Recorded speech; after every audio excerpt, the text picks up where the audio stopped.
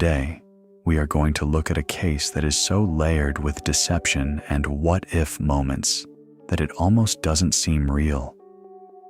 It's the story of Betsy Faria, a woman who was fighting for her life against an invisible killer, only to be taken down by someone she considered her closest ally.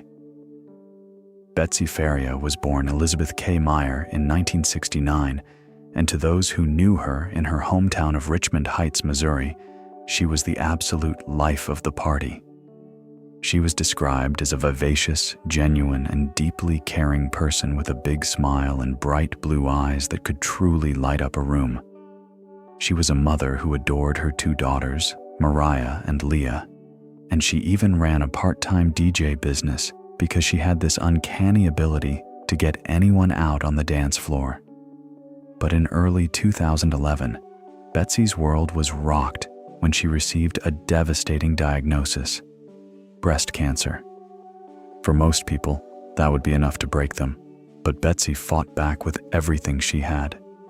She went through grueling chemotherapy treatments, and for a while, it looked like she had won. The cancer went into remission later that year. To celebrate, she booked a Celebration of Life cruise where she finally fulfilled a lifelong dream of swimming with dolphins. However, the joy was short-lived. Just a month before the cruise, she learned the cancer hadn't just come back. It had spread to her liver. She was told she didn't have much time left, but she continued to face her treatments with a positive attitude that stunned her family. As Betsy faced this terminal struggle, she relied heavily on the two most important people in her life. First, there was her husband, Russ Faria. They had married in 2000, and Betsy was credited with convincing him to go back to school to get his IT degree. Russ was known as an honest, simple man who loved fishing and his trademark fedora. Betsy often told people she loved him because he was a big teddy bear who made sure to have dinner with his mom every single week. They had recently moved into a new home in Troy, Missouri, hoping for a fresh start. Then there was Pamela Hupp, also known as Pam Hupp. Pam was a former co-worker from a local State Farm insurance office who, after years of being out of touch, suddenly reappeared in Betsy's life the moment she heard about the devastating cancer diagnosis. Almost overnight, Pam transformed into Betsy's absolute rock, making herself an inseparable part of Betsy's daily support system. She didn't just offer rides. She would show up at chemotherapy appointments even when she wasn't asked, sometimes arriving to find that Betsy already had a ride from her husband or a family friend. In the final months of Betsy's life, this relationship reached a level of intensity that stunned those around her. While Betsy had lifelong friends she had known since high school, Pam effectively eclipsed them all, spending nearly every single day by Betsy's side. As the cancer spread to Betsy's liver and the reality of her terminal condition set in, she began to lean on Pam for more than just emotional support. She began to treat Pam as her primary confidant, even reportedly telling Pam that she was replacing Russ as the person Betsy relied on most. This rapid, intense bonding led directly to a secret decision that would change everything. Betsy became deeply concerned about her $150,000 life insurance policy, worrying that her husband, Russ, would waste the money away rather than save it for her daughters. Seeing Pam as her most reliable ally, Betsy decided to take a drastic step. On December 22, 2011, Pam accompanied her to a local library. There, they asked a librarian to act as a witness while Betsy signed a document that removed Russ as the beneficiary and made Pam the sole recipient of the $150,000. The two then went straight to the post office to mail the form. 5 days later, Betsy was scheduled to get a ride home from her mother's house after a chemo treatment. Russ was only 5 minutes away at a friend's house for his weekly game night, but Pam insisted on driving Betsy home instead. Pam dropped Betsy off at 7 p.m. and left soon after. Around 2 hours later, a 911 operator in Lincoln County, Missouri, picked up a call that was pure, high-octane panic. On the other end of the line was a man hysterical and screaming, "My wife killed herself. She's on the floor." Minutes later, first responders stepped into Russ and Betsy's house and found Betsy lying on her right side in front of the couch in a pool of blood. It was a scene of absolute carnage. She hadn't just killed herself, she had been stabbed 55 times. A serrated kitchen knife was still lodged deep in her neck, and she had been stabbed through her skull and into her left eye. The brutality of the scene made the police rule out any signs of suicide and concluded the incident as a homicide. Her body was already stiff with rigor mortis and cold to the touch, meaning she had likely been dead for at least an hour before Russ ever made that 911 call. Investigators immediately turned their suspicion toward Russ. They noted that while he was acting hysterical, he had limited tears actually flowing from his eyes, leading them to believe he was putting on a performance. Even more suspicious to the authorities was the fact that while the living room was covered in blood, Russ was completely clean. Not a single drop was found on his clothes, his body, or under his fingernails. Then, the police found a pair of blood-stained men's slippers tucked away in the back of Russ's closet. The bloody slippers and his attempt of trying to frame his wife's death as a suicide made investigators believe that Russ was the killer. While Russ was being interrogated for 10 hours, his wife's best friend, Pamela Hupp, was busy talking to the police. Since she was one to drop Betsy home, police wanted to interrogate her. During the questioning, Pam painted a terrifying picture of the Faria marriage, claiming Russ was a controlling, heavy drinker with a violent temper who had threatened Betsy in the past. She also directed them to Betsy's laptop, to the people of Troy, Missouri, and even to Betsy's own daughters. The case seemed like a tragic but closed chapter. They were convinced Russ was a man who had simply snapped. But if you think the mystery ended with that arrest, you are sadly mistaken. Because what happened over the next few years is where this story goes from a tragedy to something truly bizarre. Russ was headed for a trial where the odds were stacked heavily against him. In November 2013, the prosecution argued that Russ had killed Betsy for her $150,000 life insurance policy, under the belief that he was still the beneficiary. Despite Russ having a rock-solid alibi, he was at a game night with 4 friends who all vouched for him. The prosecution made a wild claim. They told the jury that Russ's friends were actually co-conspirators in an ultimate role play, helping him fake his whereabouts while he committed the murder. The defense, led by Joel Schwartz, tried to bring up the fact that Pamela Hupp had recently been made the sole beneficiary of that insurance money, but the judge blocked it. After just 4.5 hours of deliberation, the jury came back guilty. Russ was sentenced to life plus 30 years without the possibility of parole. But here is where it gets strange.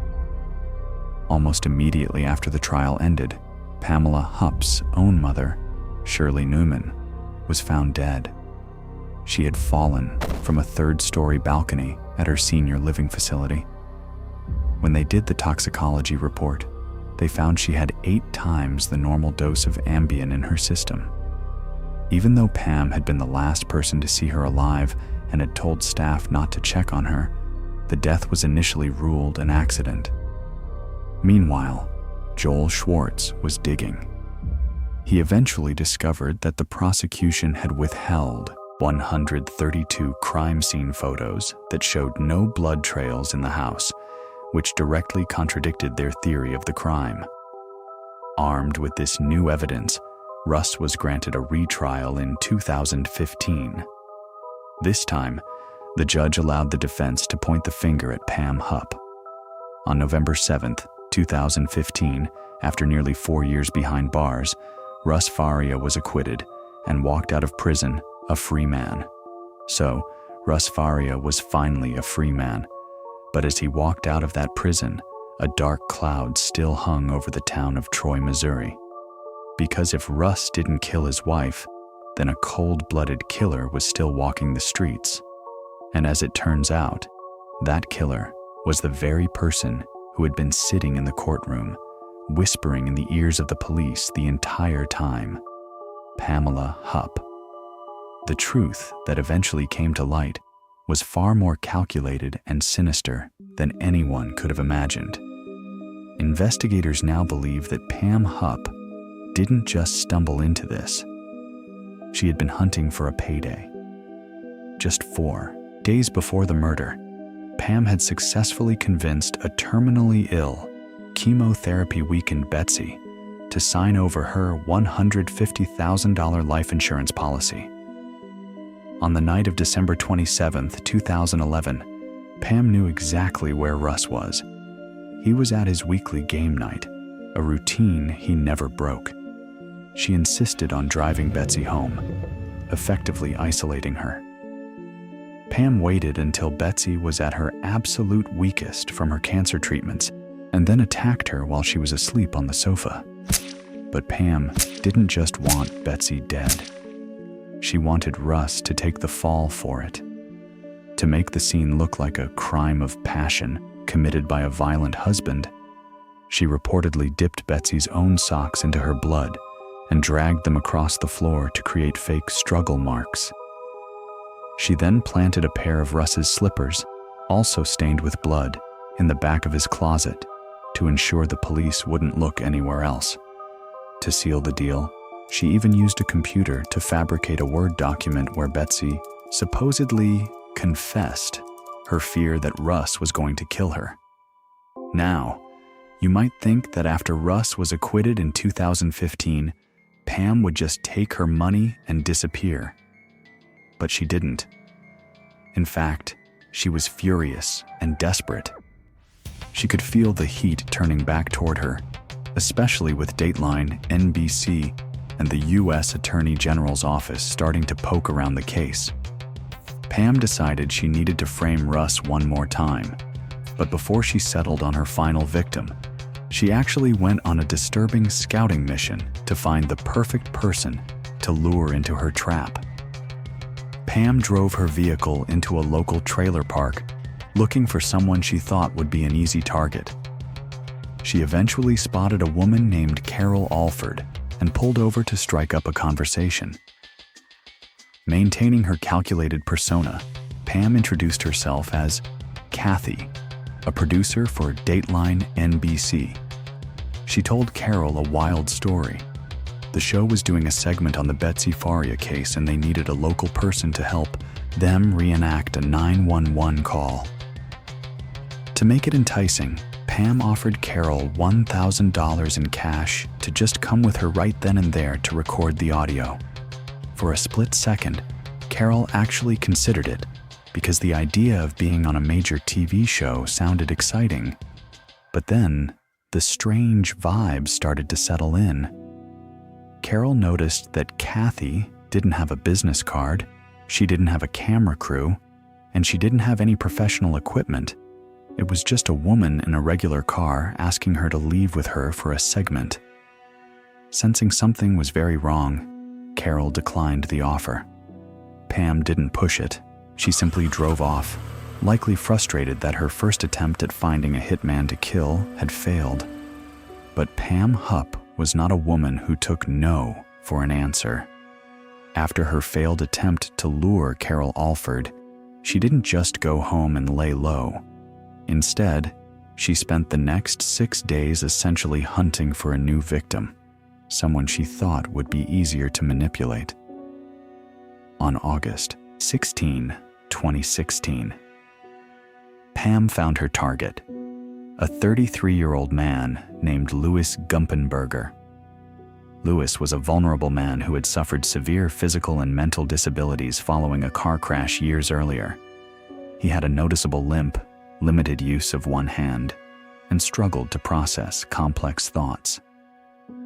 Using the exact same Kathy from Dateline ruse she had tried on Carol, Pam lured Louis into her car and drove him back to her house in O'Fallon.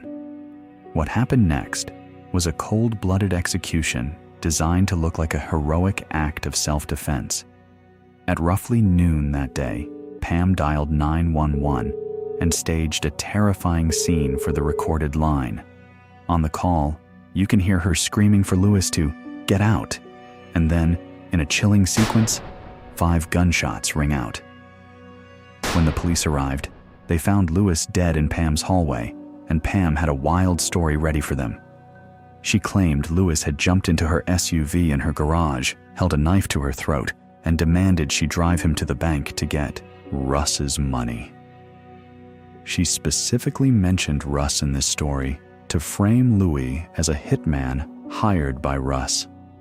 She claimed she used a karate chop to knock the knife away, ran into her house, and shot him in her bedroom after he pursued her like a madman.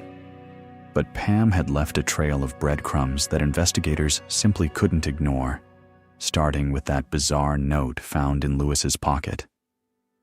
The note was a checklist for a nightmare. Instructions to kidnap Hupp, get Russ's money, and kill Hupp.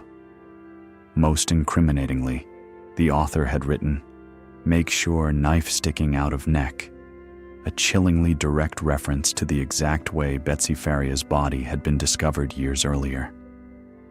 While Pam tried to claim Louis brought the note, investigators later determined that the paper it was written on was likely purchased by Pam herself, and the handwriting on these documents pointed right back to her. Then, there was the money. Louis was found with 9 $100 bills in his pocket. When detectives searched Pam's home, they found a 10th $100 bill inside her dresser. When they compared the serial numbers, it was a perfect, sequential match to the bills found on the man she had just killed. The technical evidence was just as damning. Cell phone records revealed that Pam's phone had been pinging in Louis's neighborhood less than an hour before the shooting. This proved she hadn't met him randomly in her driveway as she claimed. She had been right at his front door. Even the weapon Louis allegedly used didn't make sense. The knife Pam claimed he used to threaten her was traced back to a Dollar Tree where Pam had recently shopped, and it was a match for a set of knives found wedged between the stove and countertop in her own kitchen. But perhaps the most terrifying part of this scouting mission came to light thanks to Carol Alford. A week before the murder, Carol had alerted investigators about the strange encounter with a blonde woman who introduced herself as Kathy, a producer for Dateline NBC.